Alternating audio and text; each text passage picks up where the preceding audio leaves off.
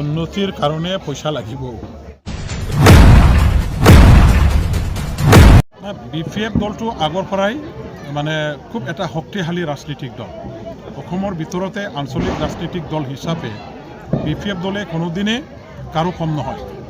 অসমৰ শক্তিশালী আঞ্চলিক ৰাজনৈতিক দল হিচাপে আগৰ পৰাই বিপিএফ দলে কাম কৰি আহিছে আৰু এতিয়াও আমি শক্তিশালী হিচাপে অসমত এটা মানে ৰাজনৈতিক দল হিচাপে নিজৰ পৰিচয়টো ধৰি ৰাখিব পাৰিছোঁ।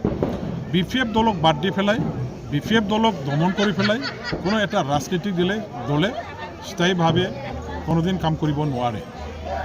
এতিয়া আপোনালোকে চাওক যে বিটিচি অঞ্চলত যোৱা 3টা বছৰত ইয়াত সন্মিলিত এটা চৰকাৰ চলিছে UPPLৰ নেতৃত্বত।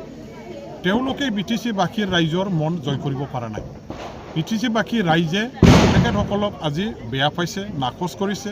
মই নাজানো কাৰণবিলাক কি আছে। ৰাইজে স্পষ্ট কয় যে এই বিটিচি অঞ্চলত বিপিএফ দলৰ বাহিৰে ৰাইজৰ হৈ চিন্তা কৰা, কাম কৰা বা ৰাইজৰ কাৰণে মানে সদায় উন্নয়নমূলক বা বিভিন্ন ধৰণৰ এইবিলাক সুযোগ সুবিধা প্ৰদান কৰাৰ নীতিৰে কাম কৰা কোনো দল নাই। গতিকে আজি এই 3টা বছৰত UPPLৰ নেতৃত্বত যিটো সন্মিলিত চৰকাৰ আছে, এই চৰকাৰখনে ৰাইজৰ কাৰণে একো তেওঁলোকে ভাল কাম কৰিব পৰা নাই, যাৰ কাৰণে হয়তো ৰাইজে বেয়া পাইছে। আৰু ৰাইজ এতিয়া দলে বলে বিপিএফ দলকে ৰক্ষা কৰিবৰ কাৰণে বিপিএফ দলকে ক্ষমতাৰ গাদীত বহুৱাবৰ কাৰণে উঠি পৰি লাগিছে, কাম কৰিছে আৰু বিপিএফ দলৰ লগত জড়িত হৈছে।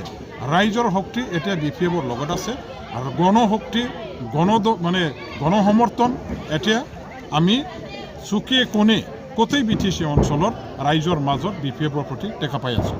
গতিকে বিপিএফ দল এটা ডাঙৰ এটা শক্তি আৰু এই শক্তিক আওকাণ কৰি পেলাই, নাকচ কৰি পেলাই অসমত কোনো ৰাজনৈতিক দলে মানে চিন্তা কৰিব নোৱাৰে। তেওঁলোকৰ দলৰ যদি জীয়াই থাকিব লাগে, আমি বিপিএফ দলৰ কাৰণেও আমাৰ বিপিএফ দলৰ কাৰণেও এই দলবিলাকে অংক কৰিবলৈ বাধ্য, চিন্তা কৰিবলৈ বাধ্য।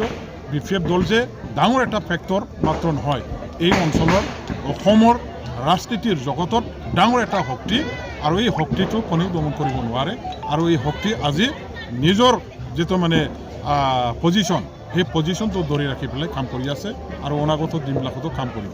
ছাৰ, বিটিচিৰ প্ৰধান প্ৰমোদ বড়োৱে প্ৰেছমিট দ্বাৰা কৈ আছে যে এতিয়া বিটিচিৰ নাগৰিকসকলে পইচাৰ কাৰণে নাভাবে, উন্নতিৰ বাবে ভাবে। পইচা নহ'লে উন্নতি হ'ব বুলি আপুনি ভাবে নেকি? কি ক'ব? উন্নতিৰ কাৰণে পইচা লাগিব। পইচা মানে পুঁজি, চৰকাৰী পুঁজি সঠিকভাৱে চৰকাৰবিলাকে গভৰ্ণমেণ্টৰ পৰা আনিব পাৰিব লাগিব আৰু এই পুঁজিটো সঠিকভাৱে ৰাইজৰ স্বাৰ্থত ব্যৱহাৰ কৰিব পাৰিব লাগিব। তেতিয়াহে বিটিচি অঞ্চলৰ বা সকলো আমাৰ জাতি জনগোষ্ঠীৰ ভাই বন্ধুবিলাকে বসবাস কৰা অঞ্চলবিলাকৰ উন্নতিটো আপুনি সম্ভৱ কৰিব পাৰিব। টকাৰ অবিহনে কেতিয়াও উন্নতি নহয়, উন্নতি এনে নিজে নিজে নহয়।